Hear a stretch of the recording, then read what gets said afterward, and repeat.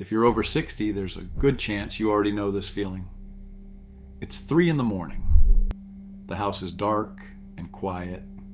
Your body's worn out, but your mind is wide awake, turning over every worry it can find. You stare at the ceiling and wonder if you'll ever sleep through the night again, the way you did at 30. Walk down the sleep aisle at any American pharmacy, and you'll find shelves of pills, gummies, and sprays. What you won't find is what ordinary families across Japan have leaned on for hundreds of years. Quiet little bedtime habits, no prescriptions, that help the body settle on its own. And somewhere along the way, we forgot every one of them. Today we're counting down 12. Number 9 could change how you spend tomorrow evening. And number 4 is something your own doctor has likely never said out loud. Before we begin, hit that subscribe button, because the simple habit at number 1 might give you back the deepest sleep you've had in years. Number 12.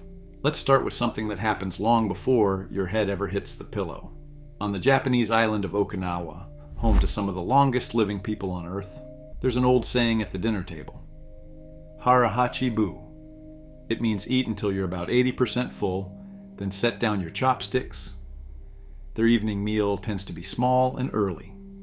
A little fish, a bowl of miso soup, some vegetables and rice, often finished a few hours before bed. Now think about the way many of us eat here. A big heavy supper in front of the television, sometimes late at night. When you lie down on a full stomach, your body is busy digesting at the very hour it should be winding down, and that can leave you tossing at 3 in the morning. Try eating a little lighter, a little earlier. Give your body time to finish its work before you rest, but what you sip after dinner matters just as much. Number 11. After that early supper, a Japanese grandmother doesn't reach for a sleeping pill. She reaches for the kettle. Now, you might think any tea would keep you wide awake, and a strong green or black tea certainly can. But the Japanese have 2 evening teas that are different. The first is hojicha, a green tea roasted until it turns a warm reddish brown. That roasting burns off most of the caffeine, leaving a toasty, comforting cup. The second is mujicha, a barley tea with no caffeine at all, gentle enough to drink right up until you turn out the light. And it isn't only what's in the cup. The simple act of boiling the water, warming your hands around the mug, and watching the steam rise tells your body the day is ending. A good tin of loose tea costs very little and lasts for months, which never hurts on a fixed income. But the light in the room while you sip it, that's the next forgotten habit. Number 10, picture a traditional Japanese room at night. The light is soft and golden, filtered through paper screens called shoji, or glowing from a low paper lantern in the corner. It's the kind of light that makes your shoulders drop the moment you walk in. Now picture most American living rooms after dinner. Bright white ceiling lights blazing overhead, a television flashing, a phone glowing in your hand, right up until the second you try to sleep. Your brain reads all that bright light as daytime, and it keeps you alert when you're trying to wind down. For the last hour before bed, try turning off the harsh overhead light. Switch on one small lamp in the corner instead, something warm and dim. Let the room grow quiet and golden, the way those old Japanese homes did every single night. This next one is the habit that could change how you spend tomorrow evening entirely. Number 9. Here's the one that reshapes your whole evening. In Japan, the nightly bath, the ofuro, isn't really about getting clean. People wash and rinse first, then they climb in simply to soak in the warm water, and they do it about an hour to an hour and a half before bed, not right before. There's a gentle reason behind the timing. The warm water raises your body temperature, and then, after you step out, your body slowly cools back down. That cooling is one of the quiet signals that tells your body it's time to rest. So instead of a quick shower right at bedtime, imagine moving your warm soak earlier in the evening, then slipping into a cooler bedroom afterward, maybe with the window cracked. Keep the water comfortable, never scalding, and take your time getting in and out. Rearrange your evening around that early soak, and tomorrow night might feel very different. But you don't need a tub at all for the next one. Number 8. Have you ever climbed into a cold bed and just couldn't get comfortable, no matter how many blankets you piled on?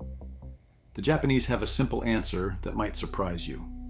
It's called a haramaki, and it's nothing more than a soft band of knitted cotton worn around your middle, over your belly and lower back. In Japan, keeping the belly warm has been treasured for generations as the key to staying cozy from the inside out. For those of us who feel the cold more than we used to, or who wake with a stiff lower back, a haramaki can make settling in at night feel a great deal kinder. It needs no batteries, no electricity, and costs next to nothing. You simply slip it on under your night clothes and let your core stay warm while you drift off. And speaking of chasing the chill out of a cold bed, the next habit is one Japanese families have leaned on for well over 100 years. Number 7. Long before electric blankets, Japanese households stayed warm at night with something called a yutanpo.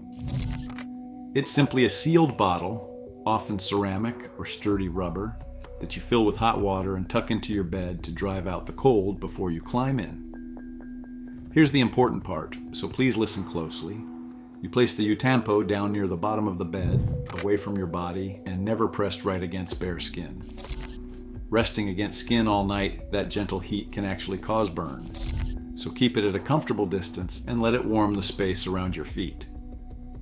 For anyone who knows how cold and empty a bed can feel when you're sleeping alone, a warm bed waiting for you can be a small but real comfort.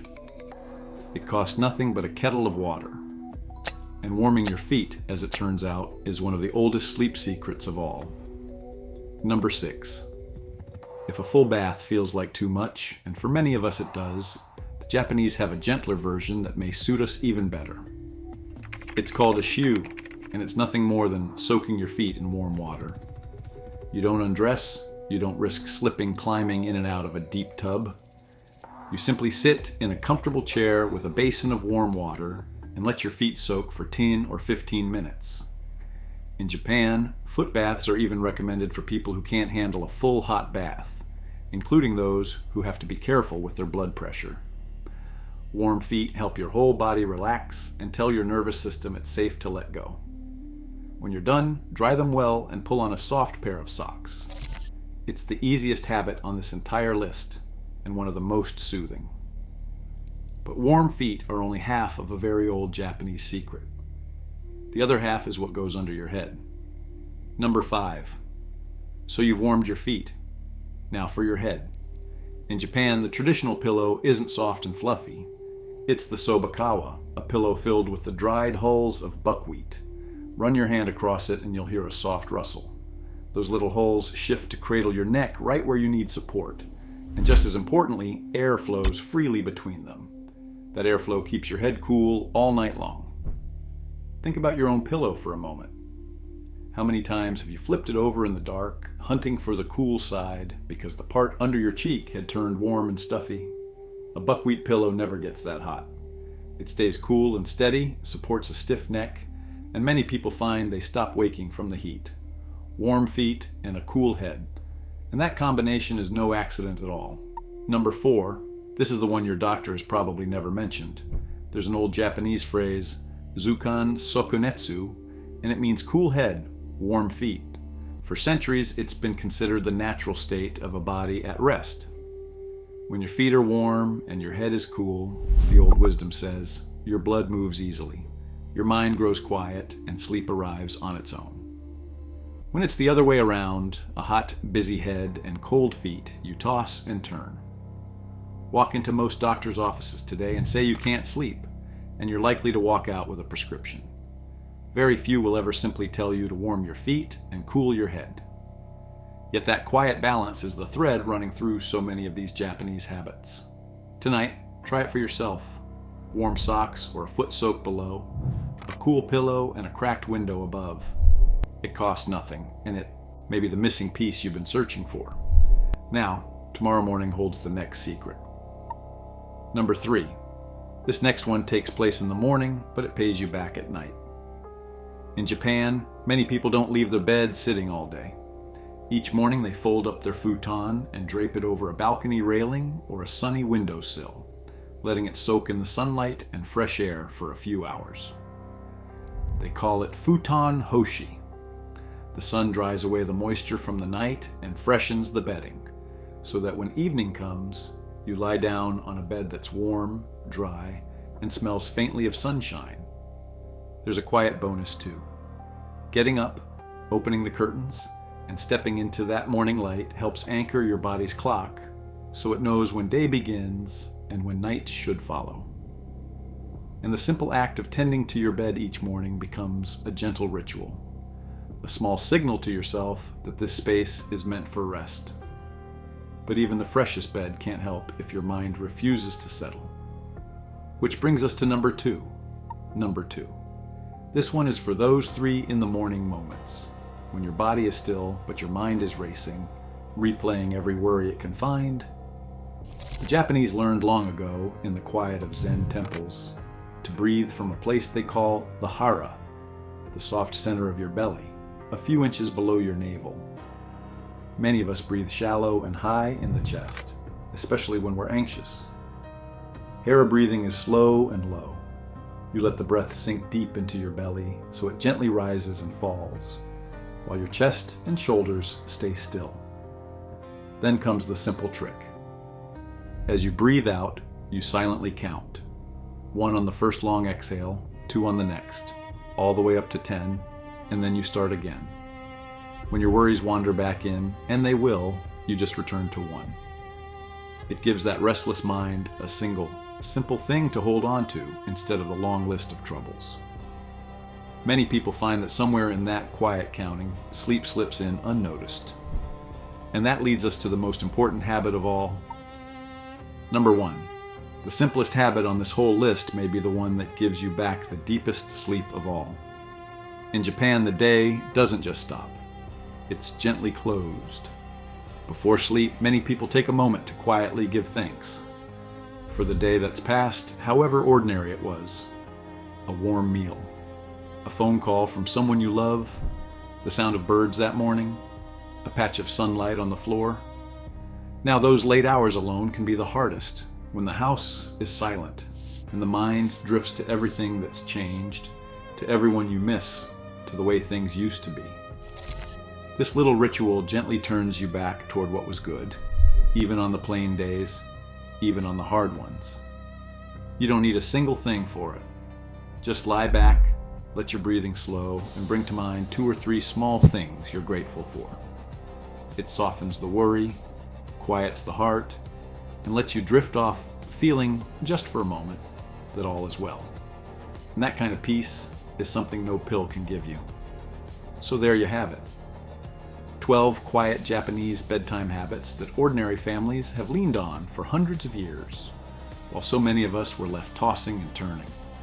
An early, lighter supper, a warm, caffeine-free cup of tea, soft golden light instead of a glaring bulb, a warm soak, warm feet, and a cool head, and slow breaths, counted gently into the dark. None of it costs much, none of it comes from a pharmacy, and you don't have to try all 12 at once.